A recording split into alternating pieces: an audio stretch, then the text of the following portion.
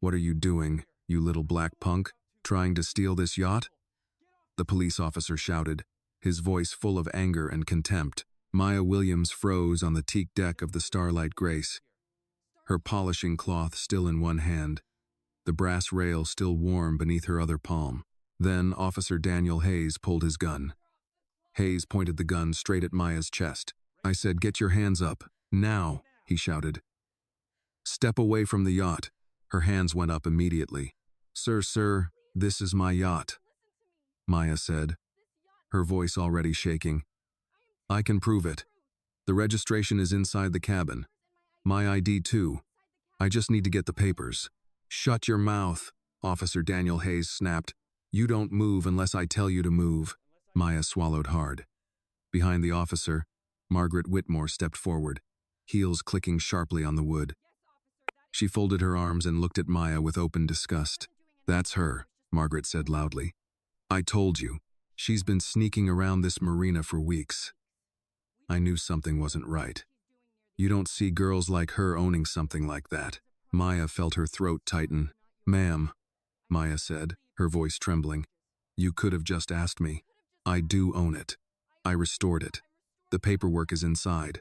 Please, I'm not doing anything wrong." Hayes laughed, a low, mocking sound. "You restored it? That's a new one. You hear that?" He called out to the growing crowd. "She says she rebuilt this yacht herself." A few people shifted awkwardly. Most just watched.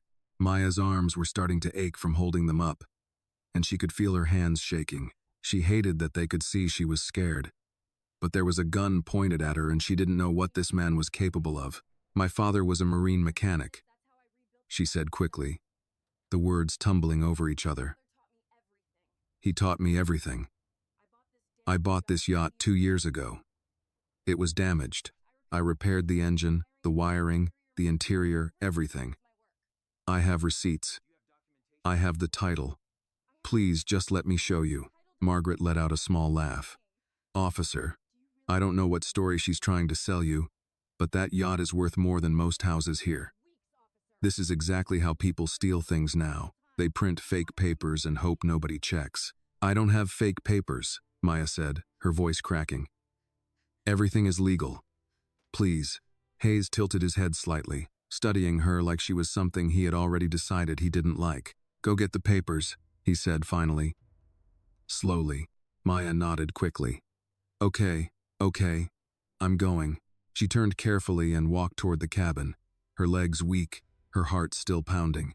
Her hands were shaking so badly she had to stop for a second before opening the door. Her eyes landed on the blue folder on the table, the same folder she had used when she bought the yacht, the same folder that held every receipt, every registration document, every official paper with her name on it. Her hands trembled as she picked it up. "Outside," Hayes shouted. "You find them yet? Or you planning to hide in there?" "I found them," Maya called, her voice thin with fear. "I'm coming out now." "Then move," he said, "and keep your hands where I can see them." Maya stepped back onto the deck, holding the blue folder out in front of her. "Here," she said. "This is the registration. My name is on it, Maya Williams. Please just look at it." Hayes snatched the folder from her hand and opened it. Bennett stepped closer and looked over his shoulder. Bennett frowned slightly. "Registration says, Starlight Grace. Owner, Maya Williams. Address matches her ID." Relief hit Maya so suddenly she almost started crying right there. Her knees felt weak. "See?" she said quickly. "I told you. That's my name. That's my boat. Everything is legal." Hayes stared at the paper for a long moment. Then he closed the folder. "Fake," he said. Maya blinked, confused. "What?" "These are fake documents," Hayes said louder.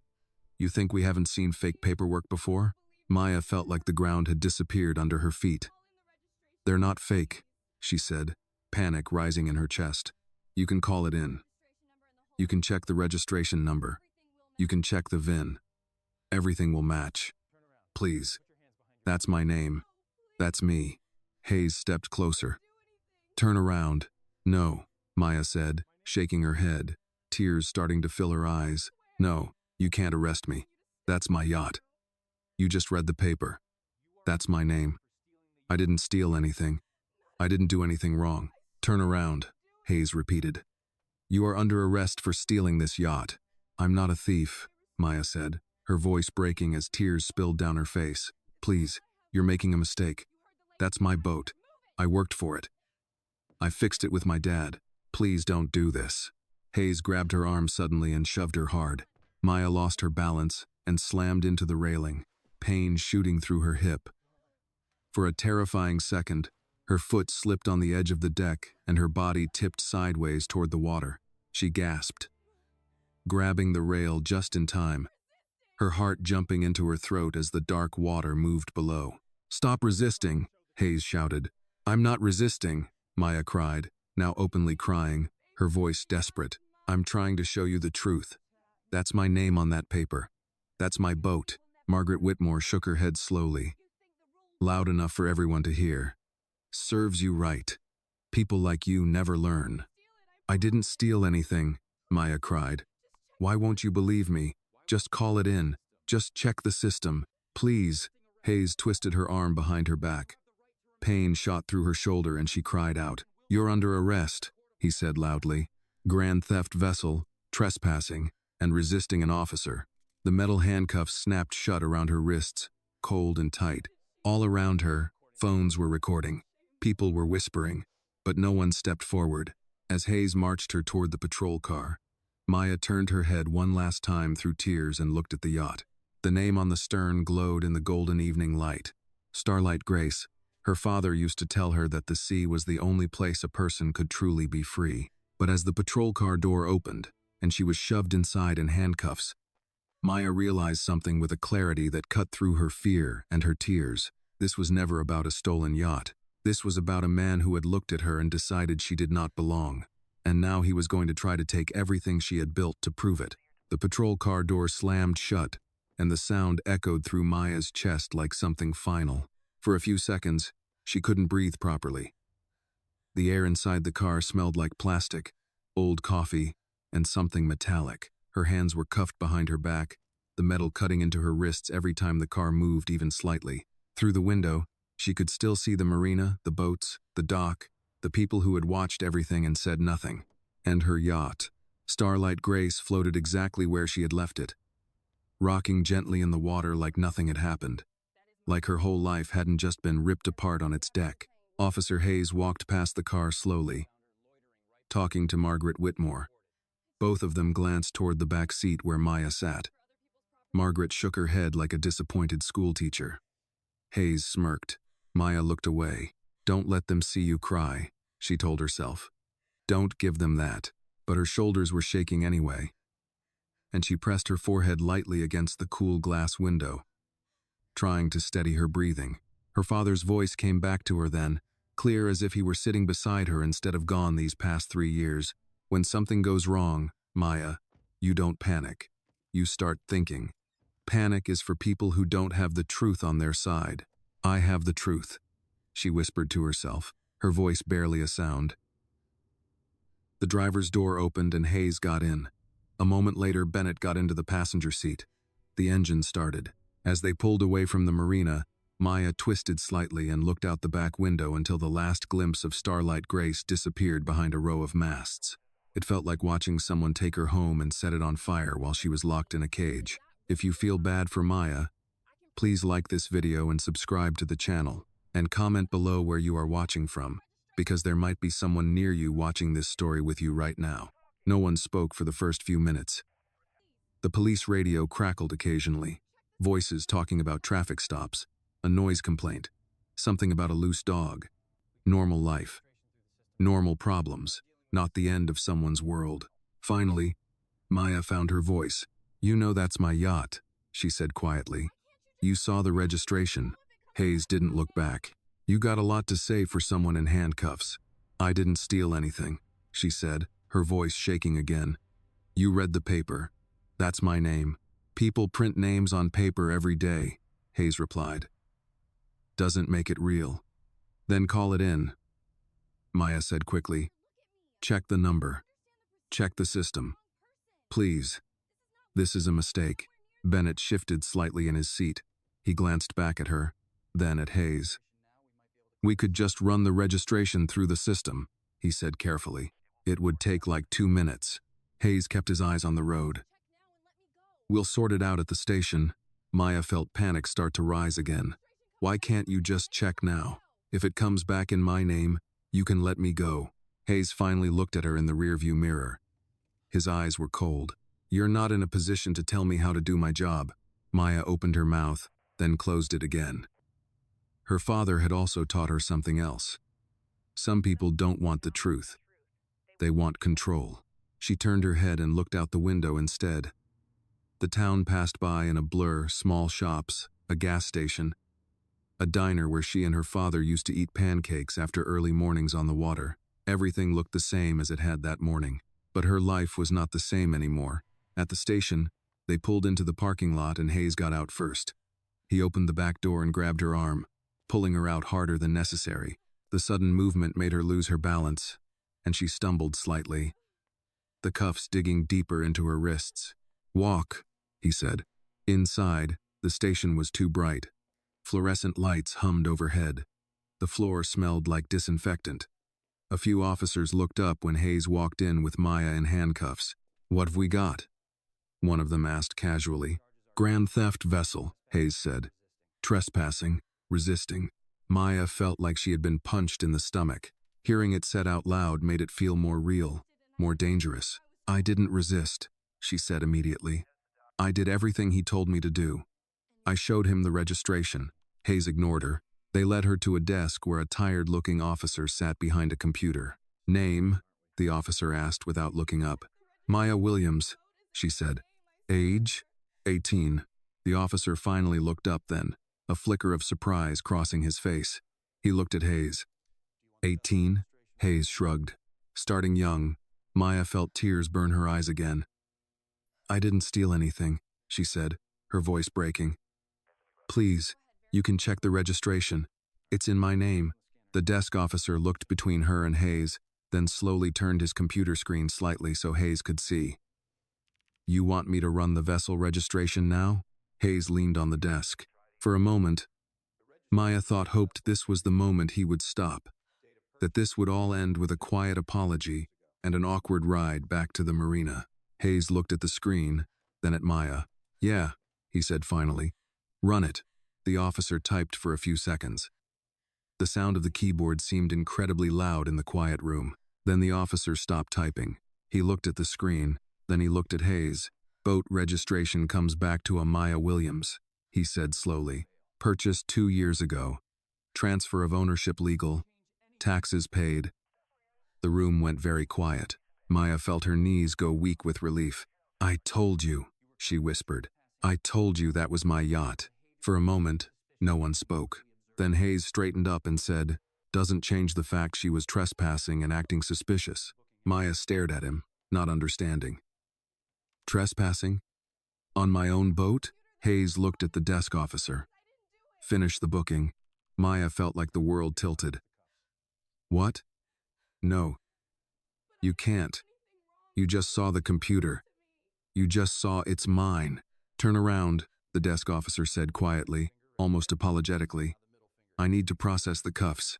"I didn't do anything wrong," Maya said, now crying again. The tears she had tried so hard to hold back finally falling. "You know I didn't do anything wrong. Why are you doing this to me?" No one answered her. They removed the cuffs just long enough to fingerprint her, then put them back on. They took her photo. The flash went off 3 times, front, left, right, like she was a real criminal. Each flash felt like a door slamming on her life. After they finished, they led her to a holding cell. Hayes stopped outside the bars and looked at her for a long moment. "You should have just stayed where you belonged," he said quietly. "None of this would have happened." Maya looked at him through the bars, her face wet with tears, her wrists aching, her heart broken but something else starting to form underneath the pain. "What does that even mean?" she asked. Hayes didn't answer. He just turned and walked away. Maya sat down slowly on the cold metal bench inside the cell and stared at the floor for a long time. Then she lifted her head and looked through the bars in the direction Hayes had gone. "My father taught me something," she said softly. "To no one and to everyone. He said, when someone lies about you, You don't just clear your name. You make sure they never get to lie like that again. She wiped her face with the back of her hand, took a slow breath, and straightened her shoulders. They think they arrested a thief, she whispered. But as Maya sat alone in that holding cell, the first pieces of something stronger than fear began to form inside her. They just made the biggest mistake of their lives. Maya didn't know how long she sat on the cold metal bench before she realized her hands had stopped shaking. The holding cell was small, gray, and too bright. The fluorescent light above buzzed constantly, the kind of sound that slowly crawled into your head if you sat under it long enough. The bench was hard. The air smelled like disinfectant and old concrete, and somewhere down the hallway a phone kept ringing and ringing until someone finally picked it up and slammed it back down again.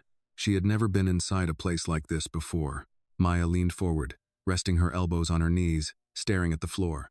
Her wrists were still red where the cuffs had dug into her skin. When she moved her fingers, they felt stiff and sore, like they didn't quite belong to her. Those hands, she thought, those same hands had pulled apart a diesel engine at 15 years old, had rewired a navigation panel at 16, had sanded and varnished the interior of Starlight Grace until her shoulders burned and her fingers bled. Her father used to hold her hands sometimes after a long day in the workshop, turning them over slowly and saying, "These are working hands. Be proud of them. Working hands build honest lives." Now the same hands had ink on the fingertips from where they had taken her prints like she was a criminal. She swallowed hard and looked up at the bars. A few feet away, at a desk, two officers were talking quietly while looking at a computer screen. One of them laughed at something, then glanced toward the holding cell and lowered his voice. Maya could still feel the weight of their glances, the way people look at someone who has already been judged. After a while, footsteps approached, and Officer Bennett appeared in front of the cell. He stood there for a moment without speaking, like he didn't know what to say. "You should call someone," he said finally. "A parent. A lawyer." "My father's dead," Maya said quietly. "And my grandmother is all I have." Bennett nodded slowly. "You want to call her?" Maya hesitated. She pictured her grandmother, Denise Williams, standing in the kitchen in her small house, probably making dinner, probably humming to herself the way she always did when she cooked. Greens on the stove, cornbread in the oven, the TV on low in the living room, playing the evening news. If she called, that quiet evening would be over. Panic would take its place, but she couldn't just sit here and pretend this would fix itself. "Yes," Maya said. "I need to call her." A few minutes later, Bennett unlocked the cell and led her to a phone on the wall. He uncuffed one hand and handed her the receiver. "You got 5 minutes," he said. Maya dialed the number she had known her entire life. It rang twice. "Hello?" her grandmother answered.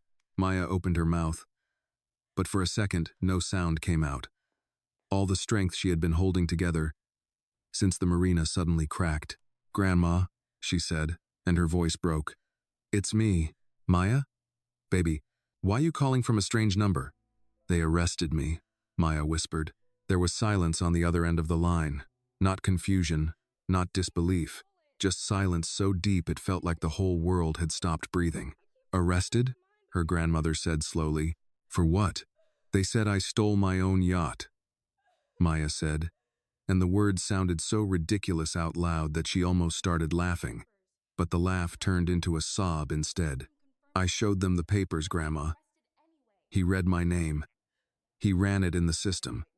It came back in my name, and he still arrested me." Her grandmother didn't speak for a few seconds. When she did, her voice was different, stronger, older, the voice of a woman who had lived long enough to recognize injustice when she heard it. "Listen to me carefully," Denise said. "Did you argue? Did you fight them?" "No, ma'am," Maya said. "I did everything he told me to do. I kept my hands up. I moved when he told me. I gave him the papers. I didn't fight."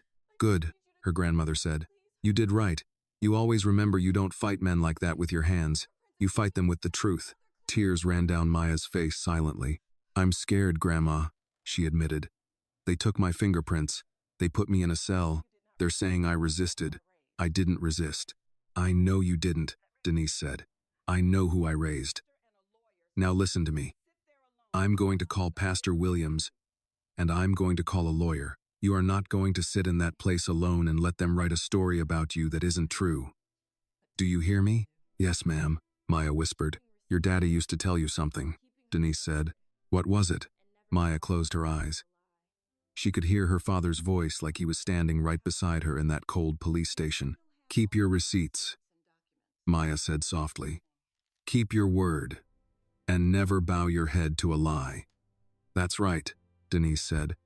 And you got your receipts, don't you? Maya thought about the blue folder. The documents, the purchase records, the repair invoices, the marina fees, the tax records. 2 years of proof. Yes, she said. I got everything. Then don't you be afraid, Denise said. The truth is a slow walker, but it always gets where it's going. Maya let out a shaky breath. I'm sorry, Grandma.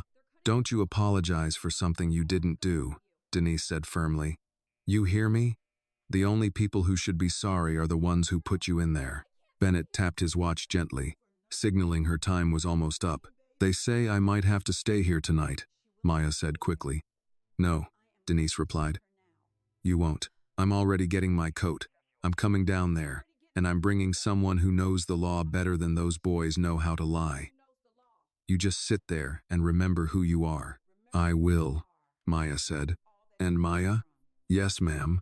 I want you to listen to me real carefully, Denise said, her voice low and steady. This ain't just about a boat, and it ain't just about today.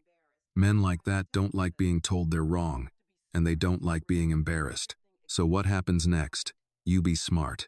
You write everything down. Every word he said. Every time he touched you. Everything. Because the truth is about to become very important. Maya swallowed and nodded even though her grandmother couldn't see her.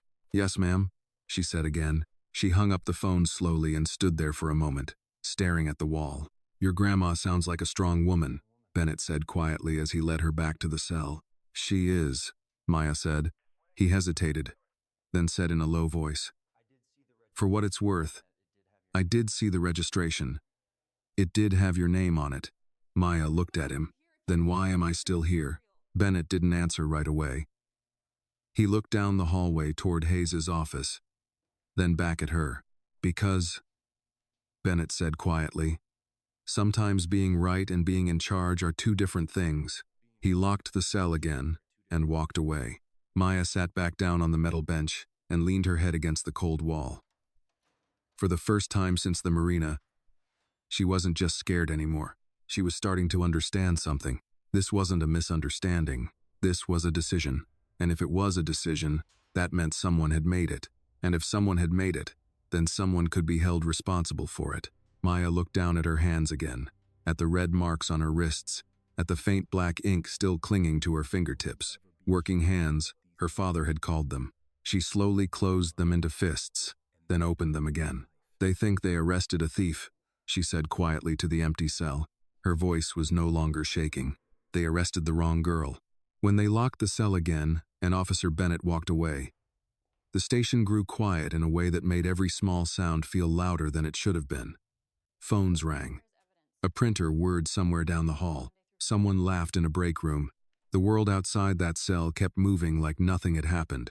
Like Maya's life had not just split into a before and an after. She didn't cry anymore. She sat on the metal bench, her back straight, her hands resting on her knees, and she started doing exactly what her grandmother had told her to do. She started remembering every word, every movement, every second. Hayes's voice. What are you doing, you little black punk?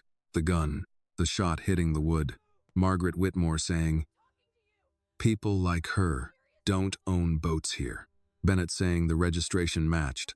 Hayes saying, fake, the shove, the railing, the water below her, the cuffs, grand theft vessel. She repeated the words in her head over and over like she was writing them on paper inside her mind.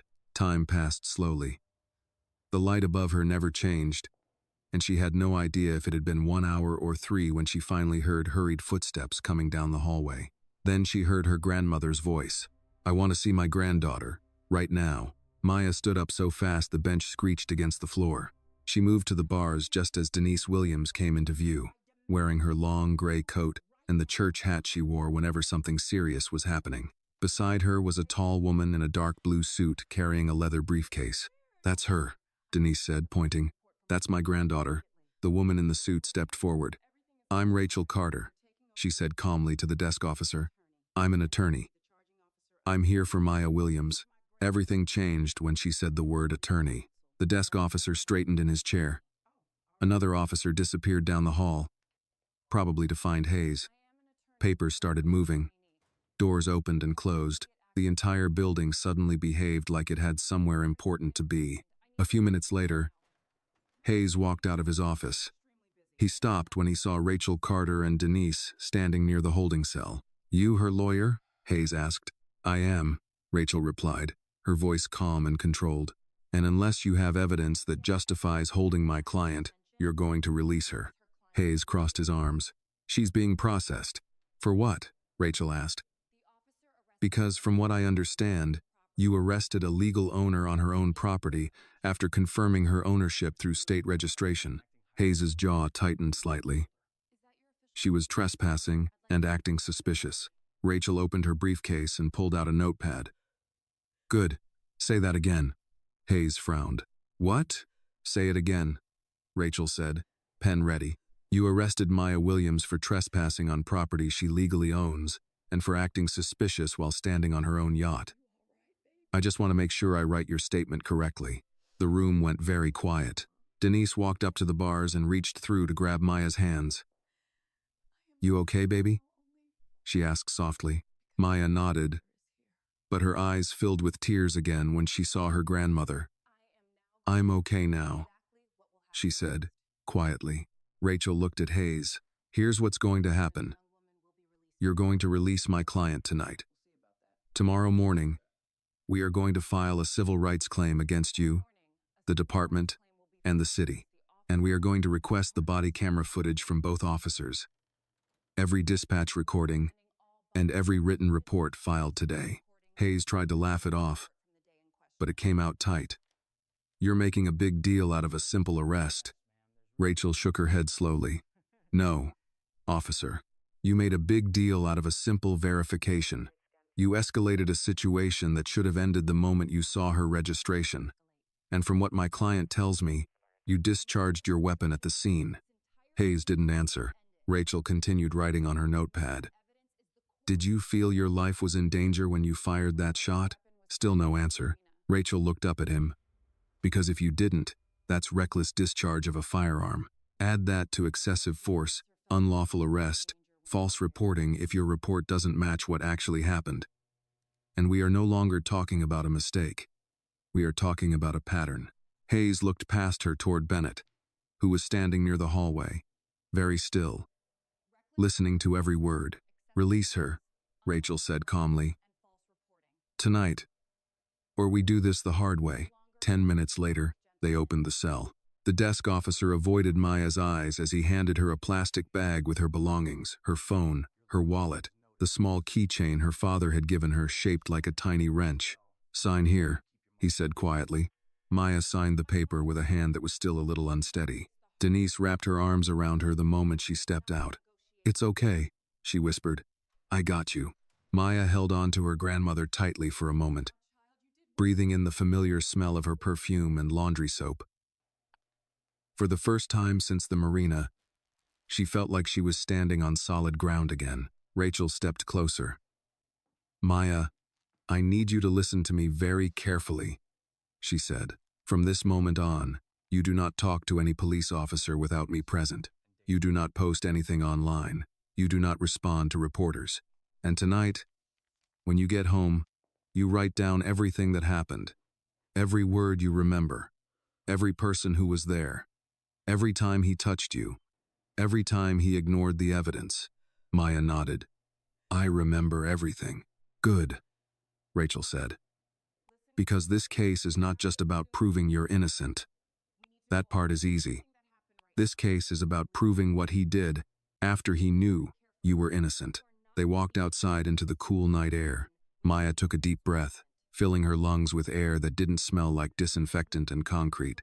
In the parking lot, under the yellow glow of a streetlight, Rachel turned to her. I'm going to ask you one question, Rachel said, and I need you to answer honestly. Are you prepared for what comes next? Maya looked at her grandmother, then down at her own hands, still marked red from the cuffs. What happens next? Maya asked. Rachel closed her briefcase. They are going to try to protect themselves.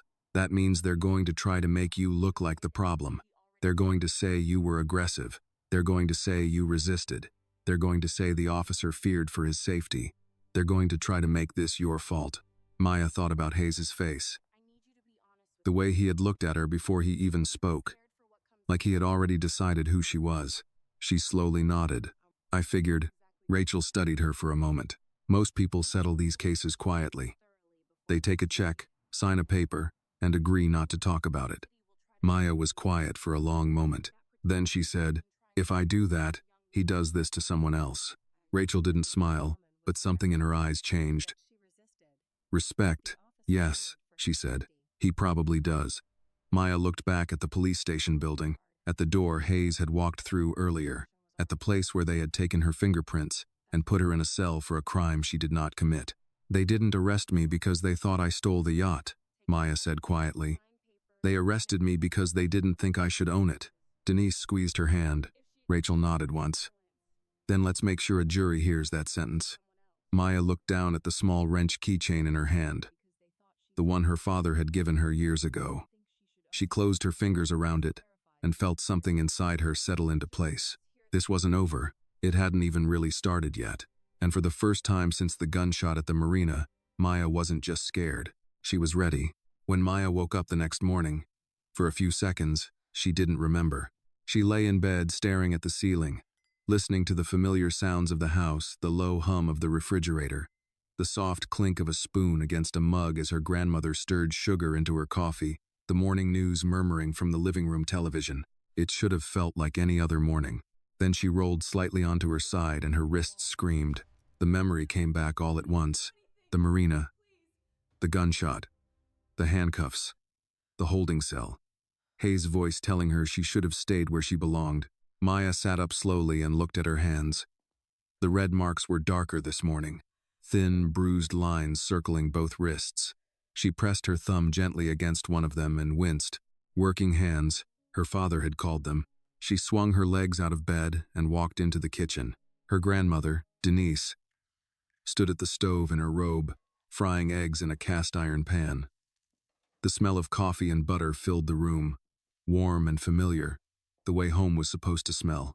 Denise turned when she heard Maya. Her eyes went immediately to Maya's wrists. She didn't say anything at first. She just walked over, took Maya's hands gently, and turned them over, studying the bruises. Her jaw tightened slightly. "They did that tight on purpose," she said quietly. Maya nodded. "I know." Denise released her hands and went back to the stove. "Sit down. You need to eat."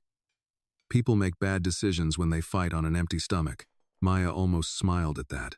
It sounded exactly like something her father used to say. They sat at the small kitchen table and ate eggs, toast, and grits in near silence while the morning news played in the other room. Halfway through breakfast, Maya's phone, which had been returned to her the night before, started buzzing on the table. She picked it up and froze. Her own face was on the screen. The headline read, "Teen girl arrested in LuxuryYacht theft case." Her stomach dropped. She opened the article with shaking fingers. The story was already written, already decided. Police responded to reports of suspicious activity at Marina Bay Harbor yesterday afternoon. Officers detained an 18-year-old female suspected of attempting to steal a privately owned luxury yacht. According to the arrest report, the suspect became uncooperative and resisted officers during questioning. Maya stopped reading. "That's not what happened," she said quietly. Denise looked at her. "Of course it's not. But that's the story they're telling." Maya scrolled further. There was a photo, a blurry screenshot from someone's phone video of her in handcuffs on the dock. Her face was turned away, but the yacht was clearly visible behind her. Starlight Grace. Under the photo, the comments had already started. "How does an 18-year-old afford a yacht anyway? Probably stole it for real. People always playing the victim these days. If she didn't do anything wrong, why'd they arrest her?" Maya put the phone down slowly like it might burn her. "They're lying," she said. "He's lying in the report." Denise sat down across from her. "That's why God made lawyers," she said. "And that nice woman, Rachel, didn't look like the kind who loses." As if on cue, Maya's phone buzzed again. This time it was Rachel. "Turn on the TV," Rachel said as soon as Maya answered. Channel 6. Maya grabbed the remote and turned up the volume. On the screen was Marina Bay Harbor. The same dock, the same slips, the same place where her life had fallen apart less than 24 hours ago. A reporter stood in front of the water, microphone in hand. "We're here at Marina Bay Harbor, where yesterday afternoon police arrested 18-year-old Maya Williams in what authorities are calling a suspected yacht theft case. Witnesses say the young woman was found alone on the vessel before police arrived." "Witnesses?" Maya said. "They mean Margaret." On the screen, the footage changed to a clip of Margaret Whitmore being interviewed. She stood in front of her large waterfront home, perfectly dressed, perfectly calm. "I've lived in this community for over 20 years, Margaret was saying. "When you see something suspicious, you have a responsibility to report it. I didn't know who that girl was, but I knew that yacht belonged to someone important, and I was concerned." Maya stared at the screen in disbelief. "She knew exactly who I was," Maya said. "She's seen me working on that boat for 2 years. Margaret continued speaking on TV. "I'm sure if she's innocent, everything will be sorted out, but you can't be too careful these days. That's how people lose everything they've worked for." Denise made a low sound in the back of her throat. "That woman," she said, "has never worked for anything she couldn't buy." The phone buzzed again. "Rachel, I saw the news," Maya said immediately. "Good," Rachel replied. "Because this is exactly what I told you would happen. They're building their version of the story first, which means we build ours better." "What do we do?" Maya asked. "First," Rachel said, "you start writing everything down like I told you. Second, I've already filed a request for the body cam footage and the dispatch audio. Third, I want to know something. Is there any chance there were security cameras at the marina? Nearby buildings? Parking lot? Anything?" Maya thought for a moment. "There are cameras at the marina office, and some on the light poles near the main dock. And..." She stopped. "And what?" Rachel asked. "And there might be cameras on my yacht," Maya said slowly. "My dad installed a security system a few years before he died. I never really used it, but I know there are cameras inside and on the back deck." Rachel didn't say anything for a second. Then, she said very calmly, "Maya, that might be the most important thing you've told me so far." Maya's heart started beating faster. "You think it recorded what happened?" "If those cameras were on," Rachel said, "then we might have video of everything. What he said, what he did, when he saw the registration, when he fired the gun." Maya looked at her grandmother, who was watching her closely. "I have to go to the marina," Maya said. Denise stood up immediately. "Then I'm going with you." Rachel's voice came through the phone again. "Don't go alone." "And Maya?" "Yes? From this moment on, you don't just think like a victim anymore. You think like a witness. Everything you see, everything you remember, everything you find, it's evidence now."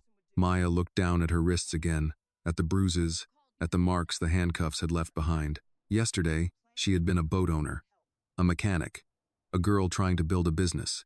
Today, she was something else. "Okay," Maya said quietly. "Then let's start collecting evidence." By the time Maya and her grandmother pulled into Marina Bay Harbor, the place didn't feel the same anymore. Yesterday, it had been where she worked, where she dreamed, where she had spent 2 years rebuilding something everyone else had given up on. Today, it felt like a crime scene. People were staring before she even turned off the engine. 2 dock workers stood near the fuel station pretending to talk while obviously watching her. A couple on a large white yacht paused their conversation when she walked past. One man actually pulled out his phone and began typing, probably telling someone, "She's back." Maya felt the heat rise in her chest, but she kept walking. "Head up," Denise said quietly beside her. "You walk like you belong there, because you do." They walked down the long wooden dock toward Slip 18, where Starlight Grace floated exactly where Maya had left her. For a moment, Maya just stood there looking at the boat. The sunlight reflected off the water and danced across the hull, and the name on the stern shone in gold. Starlight Grace, her father's boat, her work, her future. "You okay?" Denise asked gently. Maya nodded, but her throat felt tight. "Yeah," she said. I can't believe all of this started right here." They stepped onto the yacht together. The wood creaked softly under their weight. A familiar sound that usually made Maya feel proud. Today it made her feel like she was stepping back into a memory that had already been ruined. "Show me the cameras," Denise said. Maya led her inside the cabin and opened a small cabinet near the navigation panel. Inside was a black recording unit with a blinking green light. Her heart jumped. "It's on," she said. "It's been on this whole time." "You think it recorded yesterday?" Denise asked. "It records whenever there's movement," Maya said. "My dad set it up that way. Said if anyone ever tried to mess with the boat, we'd have proof." She knelt down and pulled the small hard drive from the unit with shaking hands. At that moment, she heard footsteps on the dock outside. Voices. Then, a familiar voice she recognized from the news. "Maya Williams?" She turned and saw a man in his early 30s standing at the edge of the yacht, holding a camera bag and wearing a press badge clipped to his jacket. "My name is Ethan Cole," he said. "I'm a reporter with Channel 6. I was hoping I could ask you a few questions." Denise stepped forward immediately. "She ain't answering questions," she said firmly. "Not without her lawyer." Ethan nodded respectfully. "I understand. I'm not here to make things worse for her. I've seen the video from yesterday. Something about it didn't sit right with me." Maya studied him carefully. He didn't look smug like the reporters on TV. He looked concerned. "What do you mean?" Maya asked. "I mean," Ethan said, "the official report says you were aggressive and resisting. But the video I saw, you had your hands up almost the entire time, and witnesses said the officer fired his weapon. That part didn't make it into the report at all." Maya and Denise exchanged a look. "They're lying," Maya said quietly. Ethan nodded once. "That's what it looks like. And when police reports and videos don't match, that's usually where the real story is." Maya held up the hard drive in her hand. "My boat has cameras," she said. "If they were on, everything that happened yesterday is on here." Ethan's eyes widened slightly. "If that footage shows what you say it shows," he said carefully, "then this isn't just a bad arrest. This is a very big problem for that police department." Before Maya could respond, another voice cut across the dock. "Well, look who decided to come back." Maya turned and saw Margaret Whitmore standing on the dock, sunglasses on, arms folded, looking up at them like she was watching a show. "You've caused quite a stir, young lady," Margaret said. "Reporters, police, everyone talking about you. All over a boat that never belonged to you in the first place." Maya felt the anger rise again, hot and sharp this time. "You knew it was my boat," Maya said. "You've watched me work on it for 2 years. Margaret gave a small, dismissive smile. "I saw a girl hanging around a very expensive yacht. I did what any responsible person would do. I called the police." "You didn't call because you were concerned," Maya said. "You called because you didn't think I belonged here." Margaret's smile disappeared. "Careful," she said. "Playing the race card won't help you." "I'm not playing anything," Maya replied. "I'm telling the truth." Margaret looked at Ethan and scoffed. "You reporters love a story like this, don't you? Poor girl. Big bad police officer. But people like me, we built this community. We protect it." Denise stepped forward then, her voice calm but sharp as a blade. "Protect it from what? From a young girl working harder than you ever have in your life?" Margaret's face tightened. "You don't know anything about me." "I know enough," Denise said. "I know my granddaughter bought that boat legally. I know she fixed it with her own hands. And I know you saw a black girl with something nice and decided that had to be a crime." The dock had gone quiet. People were listening now, pretending not to, but listening. Margaret looked around, suddenly aware of the audience. "This conversation is over," she said stiffly. "I have nothing more to say." She turned and walked away, her heels clicking sharply against the wood. Ethan looked at Maya. If you're willing to let me see that footage after your lawyer reviews it, I think people deserve to know what really happened, he said. Maya nodded slowly. People are going to know, she said, because I'm not letting them lie about me. After Ethan left, Maya and Denise went back inside the cabin. Maya plugged the hard drive into her laptop and waited while the files loaded. There were folders organized by date and time, just like her father used to organize everything. Your daddy and his labels, Denise said softly. That man labeled everything but the air. Maya almost smiled. He used to say, if you don't keep records, the world will rewrite your story for you. She found the folder from yesterday's date. Her hand hovered over the mouse for a moment before she clicked. The screen filled with video from the back deck camera. The angle showed the dock, the railing, and the exact spot where she had been standing when Hayes arrived. They watched as the patrol car pulled up. They watched Margaret walk up to Hayes before he even stepped onto the yacht. The audio was faint, but clear enough. That girl has no business owning a boat like this, Margaret's voice said. Hayes's voice answered, don't worry, we'll sort her out. Maya felt her entire body go cold. Play the rest, Denise whispered. They kept watching. They saw Hayes look through the cabin window before he ever spoke to Maya. They saw him look directly at the registration papers lying on the table inside. They saw his face when he realized the boat really did belong to her. Then they saw him straighten up, walk back out, and draw his gun anyway. Maya covered her mouth with her hand as tears filled her eyes again. But this time, they were different tears. Not helpless tears, not scared tears. These were the kind of tears that came when the truth stopped being a feeling and started becoming proof. Denise put a hand on her shoulder. Baby, she said softly. That right there is what your grandfather used to call a man digging his own grave. Maya stared at the screen, watching Hayes' face over and over again as he looked at the registration and chose to arrest her anyway. They didn't make a mistake, Maya said quietly. No, Denise replied. They made a decision. Maya closed the laptop slowly and looked out the cabin window at the water. Then I'm going to make one too, she said. Maya didn't sleep much that night. She lay in bed staring at the ceiling, the glow from the streetlight outside her window stretching across the room in long, pale lines. Every time she closed her eyes, she saw the same thing again. Hayes looking through the cabin window, seeing the registration with her name on it, and then stepping back and drawing his gun anyway. Not a mistake, a decision. That thought kept repeating in her head like a slow drum. Around 2 a.m., she finally got out of bed and walked quietly down the hallway to the small room her father used to use as an office. Denise had never changed it after he passed. His old desk was still there, scarred with burn marks and scratches from years of tools and coffee mugs. His notebooks were still stacked in neat piles.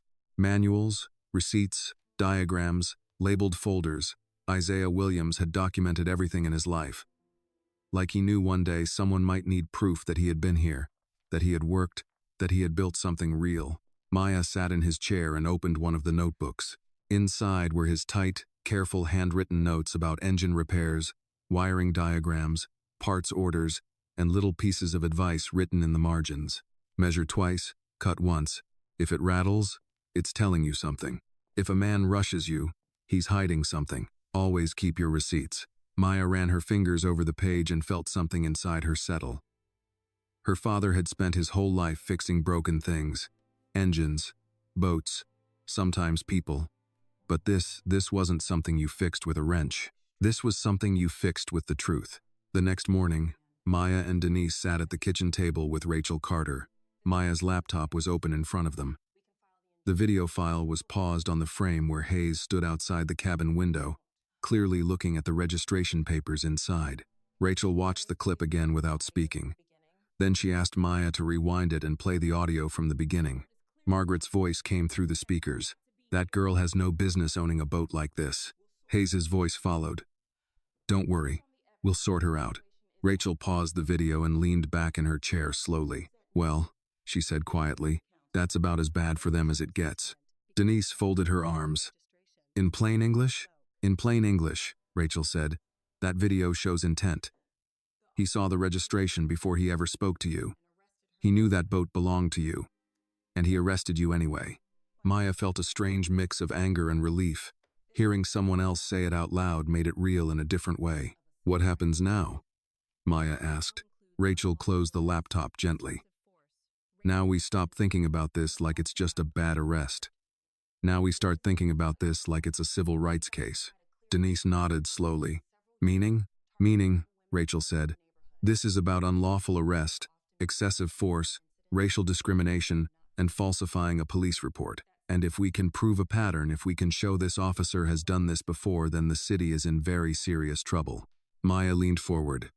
A pattern? Rachel looked at her. Men like him don't usually start with something this bold. They work their way up. Smaller incidents. People who don't fight back. People who take a small settlement and sign a paper agreeing not to talk about it. Maya thought about what Bennett had said in the hallway. Sometimes being right and being in charge are two different things. So there are probably other people, Maya said slowly. Other people he did this to. Rachel nodded. That's what I'm thinking. And if we find them, your case gets a lot bigger. At that moment, Maya's phone buzzed. It was a message from Ethan, the reporter. I did some digging this morning. Officer Hayes has 2 prior complaints for excessive force. Both were dropped. We should talk. Maya showed the message to Rachel. Rachel's eyes sharpened immediately. Call him, she said. An hour later, Ethan sat at the same kitchen table, a folder in front of him. He looked tired. Like he hadn't slept much either. I can't give you everything yet, he said. But I can tell you what I found. 6 months ago, Hayes arrested a black man outside a car dealership. Said the guy was trying to steal a car. Turned out the man owned the car. Case got dropped. No apology. Maya felt a chill run through her. 3 months before that, Ethan continued, he detained a Latina woman in a jewelry store. Said she matched the description of a suspect. She was actually picking up a watch she had purchased. That one disappeared too. Denise shook her head slowly. So he sees somebody he don't think belongs somewhere, and he decides they must be criminals. Rachel nodded. That's exactly what it looks like. Ethan looked at Maya. But your case is different. Why? Maya asked. Because you have video, Ethan said. And video changes everything. Rachel leaned forward. Ethan, if we can prove the department knew about his behavior and did nothing, that's how you win a case like this. Not just against him, against the whole system that protected him. Maya sat very still, listening to them talk about her life like it was a case file, like it was evidence, like it was something bigger than just her. Just a week ago, she had been worried about finishing a wiring job on a small sailboat and saving enough money to expand her workshop. Now she was sitting at her grandmother's kitchen table talking about lawsuits and police misconduct and patterns of discrimination. How much? Maya asked suddenly. Rachel looked at her. How much? What? If we sue, Maya said. How much? Rachel studied her for a moment before answering. With what I've seen so far? If we prove what I think we can prove? This is a multi-million-dollar case. Denise let out a low whistle. Maya shook her head slightly. It's not about the money. I know, Rachel said.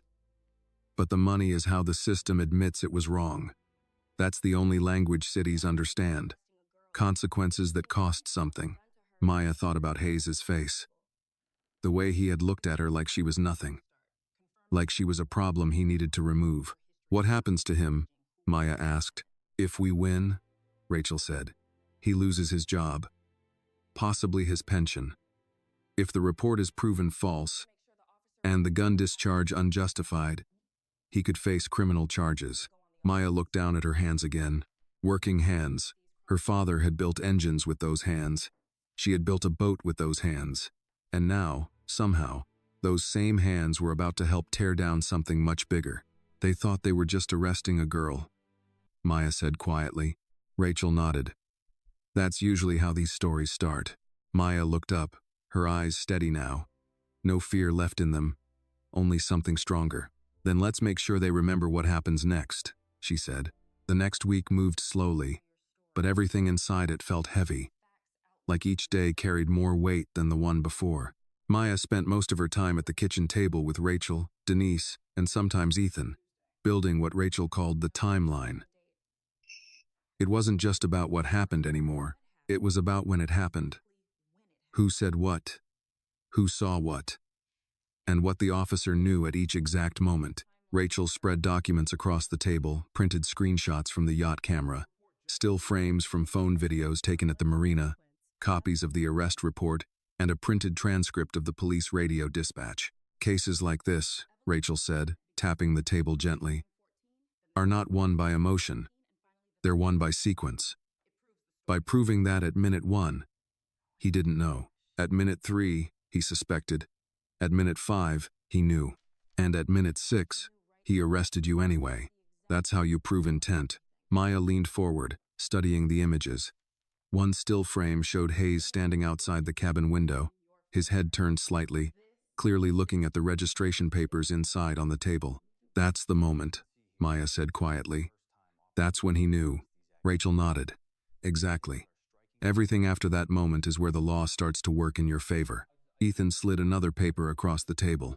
I talked to the man from the car dealership case, he said. The one Hayes arrested 6 months ago. Maya looked up. What did he say? He said Hayes walked up to him and asked if the car was his. The man said yes and showed his keys. Hayes still made him get on the ground. Said he fit the description of someone who couldn't afford a car like that. Denise closed her eyes and shook her head slowly. Same story, she said. Just a friend day. Ethan nodded. The man told me something interesting, though. He said Hayes kept saying one thing over and over. What? Maya asked. Ethan looked at his notes. He said Hayes told him, people like you don't usually drive cars like this. The room went quiet. Maya felt a chill run down her spine. That's the same thing Margaret said, she whispered. Just different words. Rachel leaned back in her chair. That's not a coincidence, she said. That's a mindset. They spent hours that day organizing everything. Rachel created a list on a yellow legal pad. Timeline of events, witness list, video evidence, body cam request, dispatch audio, prior complaints against Officer Hayes, media statements, damages, financial, emotional, reputational. Damages? Maya asked. Rachel looked at her. Yes. This didn't just scare you. This cost you something. Lost business, marina fees, emotional distress, public humiliation. Those are all damages. Maya thought about the phone calls she had already received that week. 2 customers had canceled repair jobs. One had said, I just don't want to get involved in anything complicated right now. Another had said, maybe after everything clears up. Her business was already bleeding, and the case hadn't even gone to court yet. I worked 2 years for that boat, Maya said quietly. 2 years. Every day after school. Every weekend. Every dollar I had. Denise reached over and squeezed her hand. And nobody gets to take that from you, she said. Rachel looked at Maya carefully. I need to ask you something important, she said. And I need you to be honest. Maya nodded. Are you prepared for them to try to destroy your reputation? Rachel asked. Because that's the next step. They're going to say you were aggressive. They're going to say you had an attitude. They're going to say the officer feared for his life. They're going to say the gun went off because he felt threatened. Maya thought about that for a long moment. There were people filming, she said. And the camera on the boat. Yes, Rachel said. And that's why we have a chance. But understand this, the truth doesn't always win quickly. Sometimes it wins slowly and painfully. Denise stood up and walked to the stove, even though no one had asked for food. She started making sweet tea, the way she always did when something serious was being discussed. When I was a little girl, Denise said, her back still turned to them. My daddy told me something I never forgot. He said, the truth is like the sun. You can cover it with your hand for a little while, but you can't hold your hand there forever. She turned back around and set the glasses on the table. They can lie for a little while, she said, but they can't lie forever if you don't give up. That evening, Maya went down to the workshop behind the house where she used to work with her father. The place still smelled like oil, wood dust, and metal. His old tools hung on the wall exactly where he had left them. She walked over and picked up one of his wrenches, turning it slowly in her hand. I don't know how to fight this, she said quietly, as if he could hear her. I know how to fix engines. I know how to rebuild boats. I don't know how to fight a police department. In her mind, she could almost hear his voice again, the way he used to talk when she was frustrated and wanted to quit something. You fix big problems the same way you fix small ones. One bolt at a time. One step at a time. And you don't stop just because it's hard. Maya set the wrench back down and looked around the workshop. One bolt at a time. One step at a time. The next morning, Rachel called with new information. They released part of the body cam footage, she said. And? Maya asked. And the video shows you with your hands up, Rachel said. It shows you telling him the boat is yours. It shows you giving him the registration. Maya held her breath. Does it show him firing the gun? There was a pause on the line. No, Rachel said. That part of the footage is missing. Maya felt her stomach drop. Missing? Rachel's voice was calm, but there was steel under it now. The report says his camera malfunctioned for about 90 seconds. 90 seconds, Maya repeated quietly. The exact 90 seconds when he fired the gun and arrested me. Yes, Rachel said. Exactly those 90 seconds. Maya looked out the window toward the road, toward the world that was still moving like nothing had changed. They think they're going to get away with it, Maya said. Rachel didn't answer right away. When she did, her voice was very calm. They would, she said, if we didn't have your video. Maya closed her eyes for a moment and pictured the camera on the yacht, the blinking green light, the folder on her laptop labeled with her father's careful handwriting. Keep your receipts, he used to say. She opened her eyes again. Then let's show them what really happened, Maya said. The first time Maya saw Officer Hayes again after the arrest was not in person. It was on television. Denise had the news on that evening while she folded laundry, and Maya was at the kitchen table going over the timeline Rachel had helped her build. Dates, times, screenshots, transcripts. Her life had become a folder of evidence. Baby, Denise said suddenly, her voice sharp. Come, look at this. Maya looked up at the TV. Officer Daniel Hayes was standing behind a podium with the police department seal on the wall behind him. A row of microphones stood in front of him, and reporters filled the room. He was in uniform, badge shining, face calm and confident like a man who believed he was completely in control of the story. Our officers responded to a call about a suspicious individual attempting to access a luxury vessel, Hayes was saying. When we arrived, the individual became uncooperative and refused clear verbal instructions. For officer safety, a warning shot was discharged when the suspect made a sudden movement toward the cabin area. The suspect was then taken into custody without further incident. Maya stared at the screen, her hands slowly curling into fists. That's not what happened, she said quietly. On the screen, a reporter asked, Officer Hayes, reports indicate the boat was actually registered to the suspect. Can you comment on that? Hayes nodded like he had expected the question. At the time of the incident, the documentation presented appeared inconsistent, and due to the suspect's behavior and the high value of the vessel, officers proceeded with caution until ownership could be fully verified. Inconsistent? Maya whispered. He read my name. Denise turned off the TV with a hard click. He's lying, she said simply. Maya felt something shift inside her as she sat there in the quiet kitchen. Up until that moment, part of her had still hoped that maybe the department would admit a mistake, that maybe someone would apologize, that maybe this would end with the truth coming out naturally. But watching Hayes stand there in uniform and lie so calmly into a row of microphones changed something in her. This wasn't just about what he did anymore. This was about what he was still doing. The next morning, Rachel called them into her office. When Maya and Denise arrived, Ethan was already there, along with two other people Maya had never met before, a middle-aged black man in a suit and a younger Latina woman holding a folder. Rachel stood when Maya walked in.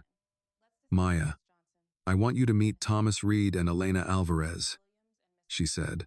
They're here because they've both had encounters with Officer Hayes. Maya felt a chill run through her. Thomas Reed nodded to her. I'm the man from the car dealership, he said. The reporter told me about your case. I saw you on the news. Same officer, same attitude. Elena lifted the folder slightly. And I'm the woman from the jewelry store, she said. He detained me for almost an hour while the store manager tried to explain I was there to pick up a watch I had already paid for. Rachel motioned for everyone to sit. I asked them to come, Rachel said. Because Maya's case is no longer just about Maya. It's about a pattern of behavior. Thomas leaned forward slightly. When he stopped me, first thing he asked was how I could afford the car. He said, didn't ask for my license first, didn't ask where I worked, just asked how I could afford it. Elena nodded. Same with me. He asked if the watch really belonged to me before he asked my name. Maya felt her chest tighten. He asked me how an 18-year-old could own a yacht, she said quietly. The room went silent for a moment. Not surprised silence. The kind of silence that comes when a story fits too perfectly. Rachel folded her hands on the desk. This is what we call selective enforcement, she said. It means the law is not being applied equally. It means the officer is making decisions based on who he thinks belongs somewhere and who doesn't. Ethan leaned back in his chair. And the department already had complaints about him, he added. They just didn't do anything. Rachel nodded. Which makes the department responsible too. Maya looked around the room at the three strangers who were not really strangers at all. They were people who had stood in different places, on different days, and been looked at by the same man who had decided they didn't belong. I thought it was just me, Maya said quietly. Thomas shook his head. It's never just one of us, he said. Rachel opened a folder and slid a document across the desk toward Maya. This is a draft of the civil complaint, she said. Unlawful arrest, excessive force, racial discrimination, emotional distress, loss of business income, and because of the video evidence and the prior complaints, we are asking for significant damages. Maya looked down at the number printed on the last page. Dis $000,000. She stared at it for a long time. That's a lot of money, she said quietly. Rachel nodded. It is. And it's not just about money. It's about consequences. It's about making sure this doesn't happen again to someone else. Maya thought about the holding cell. The fingerprints. The way Hayes had told her she should have stayed where she belonged. If we do this, Maya said slowly. We don't settle quietly. Rachel met her eyes. If we do this, it's going to be a fight. They are going to attack your character. They are going to say you're greedy. They are going to say you're lying. They are going to say you're playing the victim. Maya nodded. I know. Thomas spoke up then. They said the same thing about me, he said. That I was being difficult. That I was making it about race. That I should just be happy I didn't get hurt. Elena nodded. Me too. Maya looked down at her hands again. The bruises on her wrists had turned yellow now. Fading but still visible. Marks left behind by someone else's decision. She slowly closed her fingers into a fist, then opened them again. My father used to say something, she said quietly. He said, the system doesn't fear loud people. It fears people with proof. Rachel gave a small nod. Your father was a smart man. Maya looked around the room one more time. At Denise, at Rachel, at Ethan, at Thomas and Elena. At the stack of papers that now represented her life. They thought they were just arresting a girl on a boat, Maya said.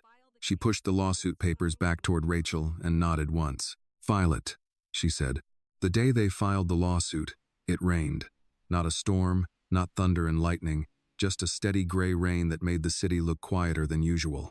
Maya stood under the awning outside Rachel Carter's office and watched the water run along the curb in thin streams, carrying leaves and dirt toward the drain.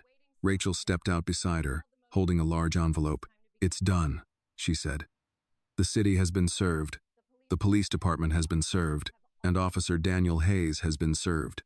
Maya nodded slowly. She expected to feel nervous, or scared, or overwhelmed. Instead, she felt calm. What happens now? Maya asked. Now they respond, Rachel said. And if I know cities, the first thing they're going to do is try to settle quietly and make this disappear. Denise, standing on Maya's other side holding an umbrella, let out a small snort. Disappear cost more than $10 million, she said. Rachel smiled slightly. Yes, it does. Over the next few weeks, exactly what Rachel predicted began to happen. First came the phone call. Rachel had Maya and Denise in her office when she put the call on speaker. A man's voice came through, smooth and professional. This is Martin Keller, representing the city, the man said.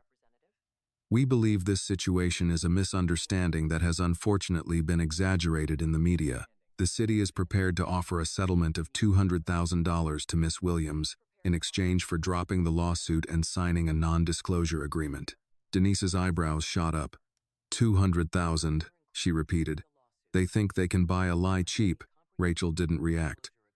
My client is not interested in settling at this time, she said calmly. The man on the phone continued like he hadn't heard her.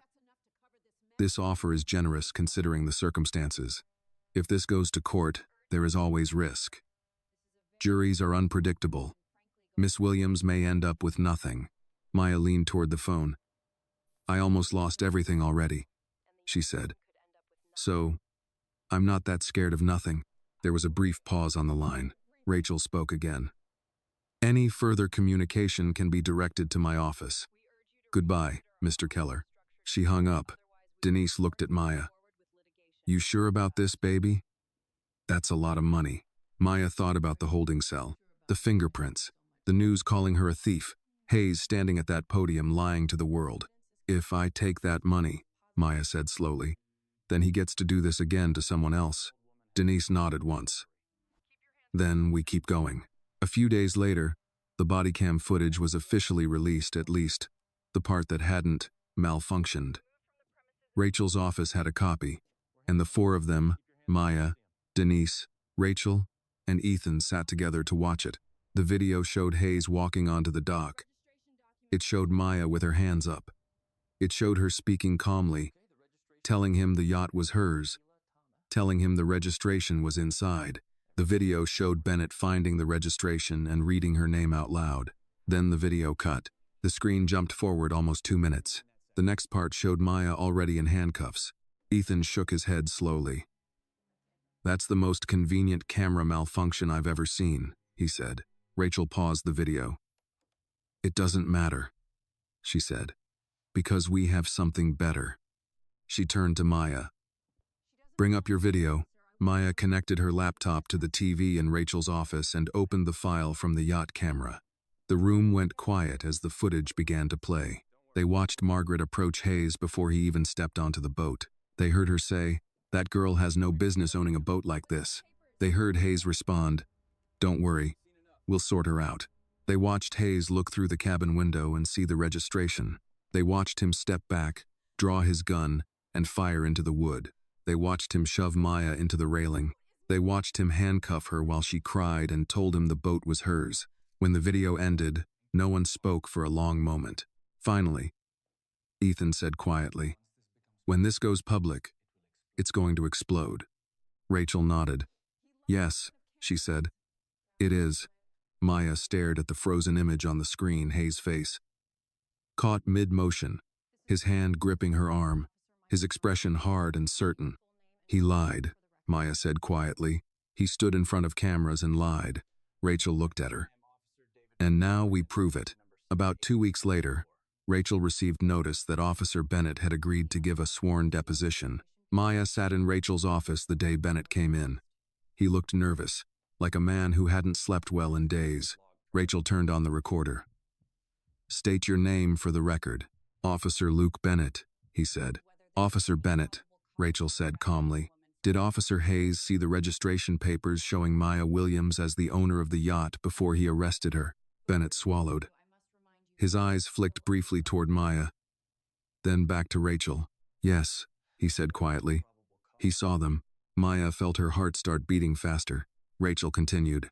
"After seeing the registration, did Officer Hayes have probable cause to arrest Maya Williams for theft?" Bennett hesitated. Rachel leaned forward slightly. "You are under oath, Officer Bennett." "No," Bennett said finally. He did not. The room felt very still. Rachel asked the next question carefully. "Why did he arrest her anyway?" Bennett looked down at his hands for a long moment before answering. He said, Bennett began slowly, "People like her don't usually own boats like that. Something didn't feel right. He said we should bring her in and figure it out later." Maya closed her eyes for a second. There it was. Not a mistake. A decision. Rachel asked one final question. "Did Officer Hayes file a report stating that Maya Williams was uncooperative and resisted arrest?" "Yes," Bennett said. "Was that true?" Bennett shook his head. No. She did exactly what he told her to do. She kept her hands up. She showed him the papers. She never resisted. Rachel turned off the recorder.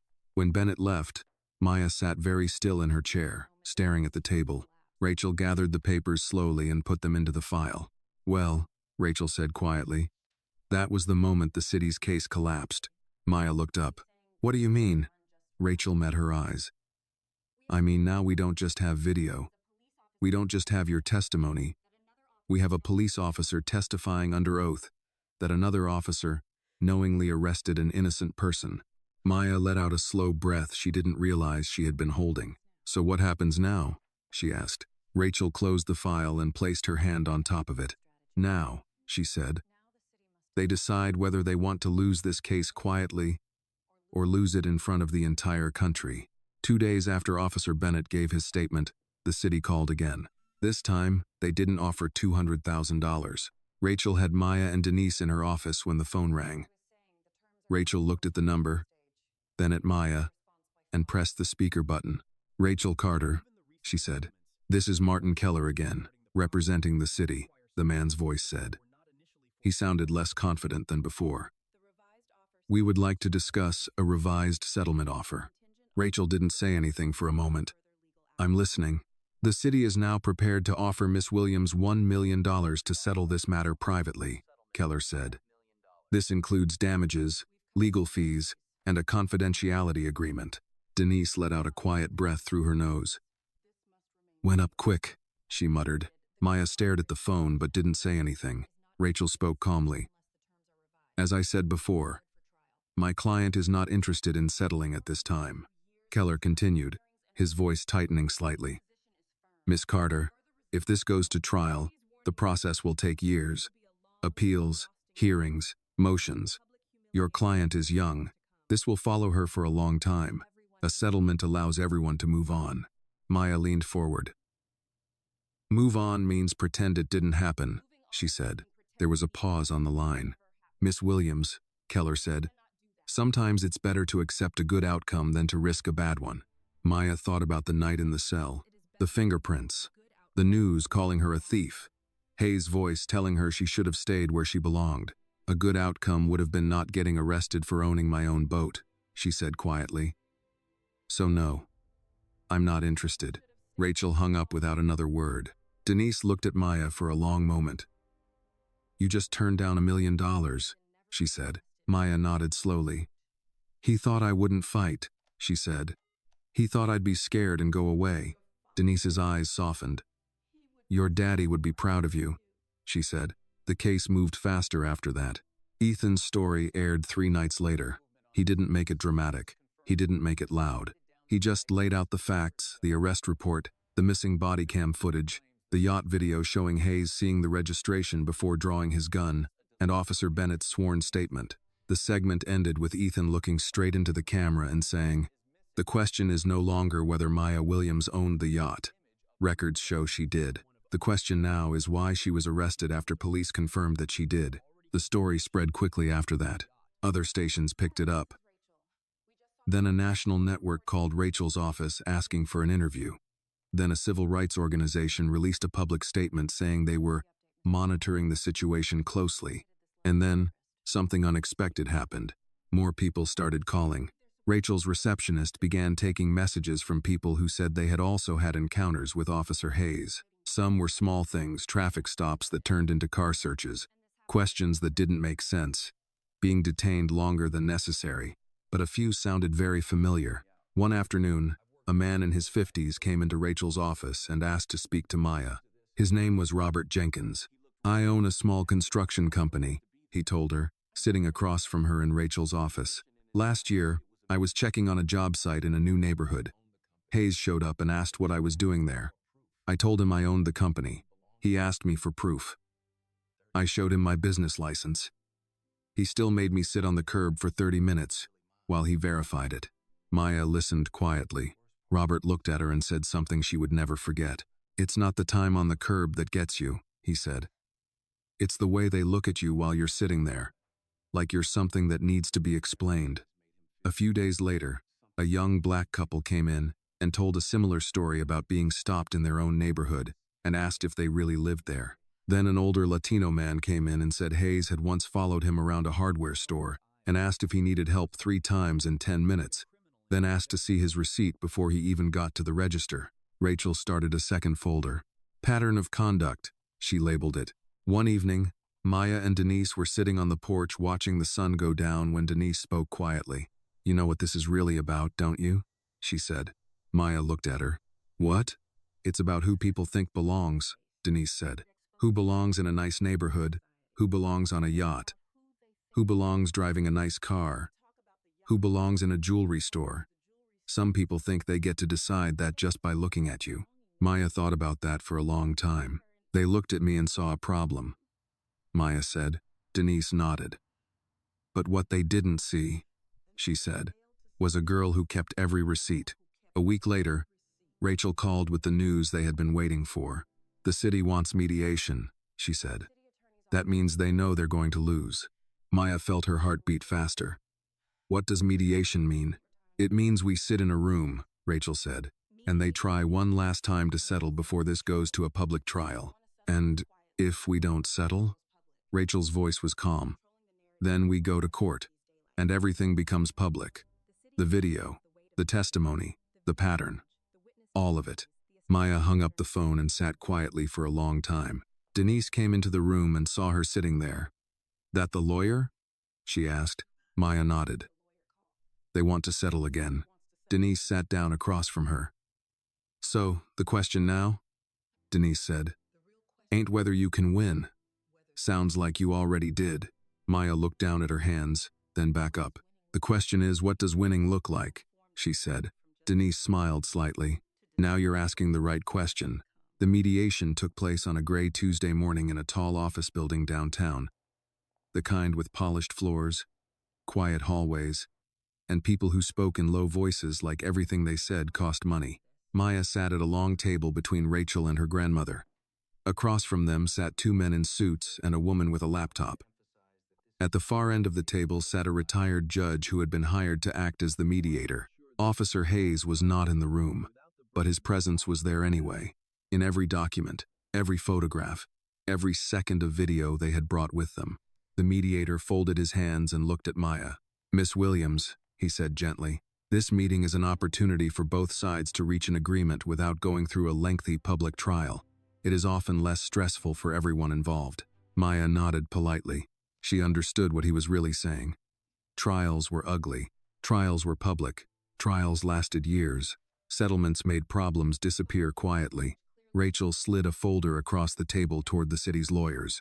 "Before we begin," she said, "I want to make sure everyone here understands the evidence we are prepared to present if this case goes to trial." She opened the folder and began laying things out one by one like cards in a very slow game. "The yacht registration showing legal ownership," Rachel said. She placed a printed still frame from the yacht camera on the table. Video footage showing Officer Hayes looking at the registration before initiating the arrest. Another paper. Body cam footage showing Miss Williams compliant and non-aggressive. Another paper.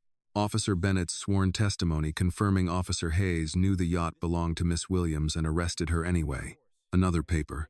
Prior complaints and witness statements establishing a pattern of selective enforcement. The room was very quiet now.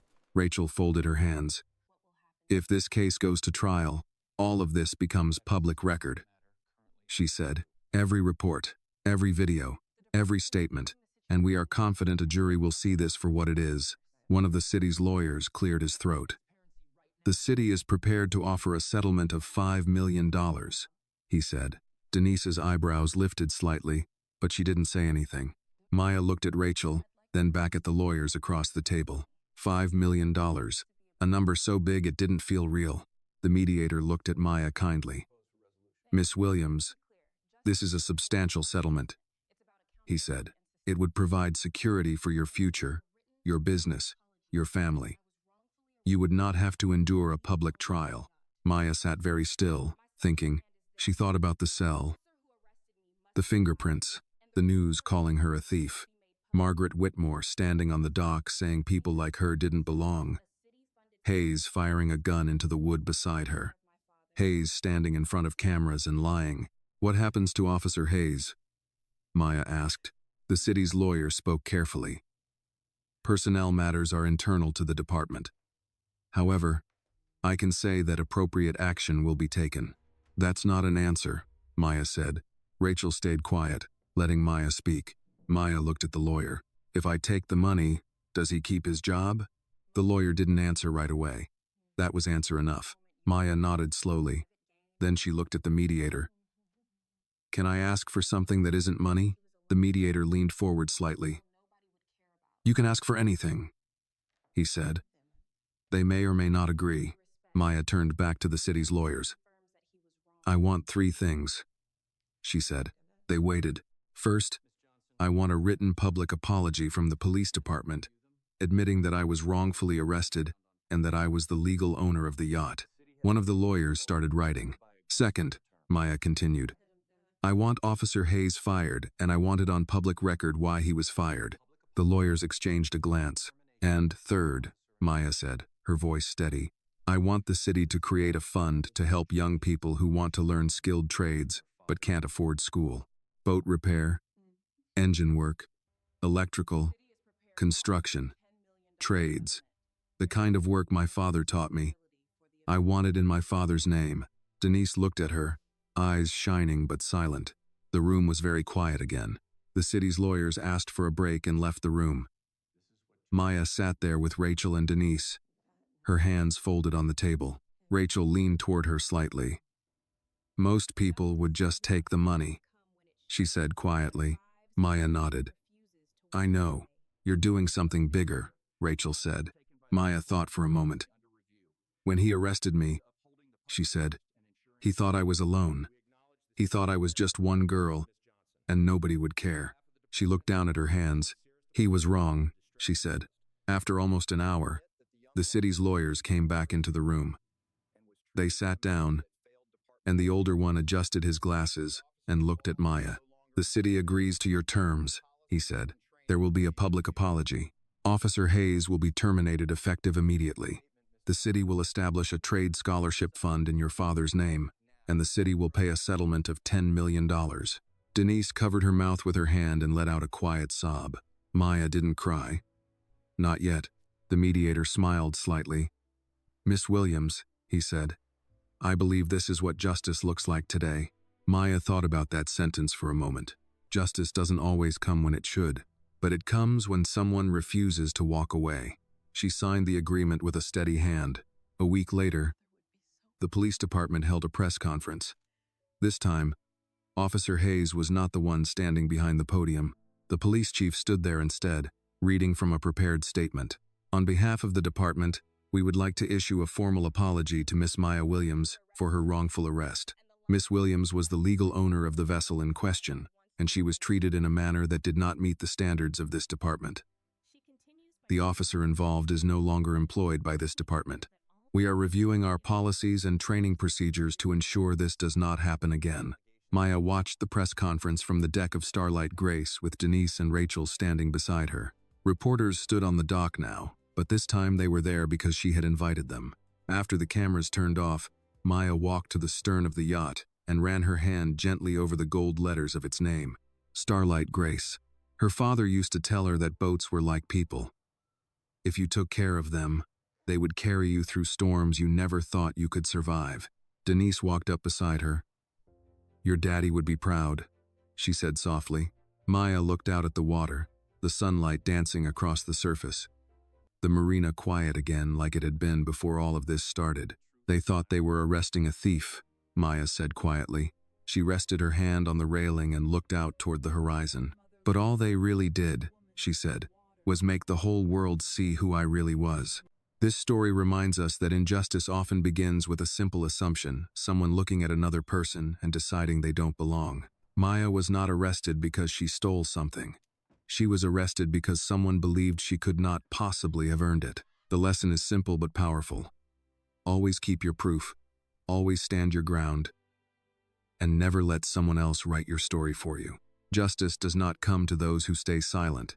It comes to those who are brave enough to stand, speak, and refuse to walk away. Sometimes, One person telling the truth is enough to expose a lie that an entire system tried to protect.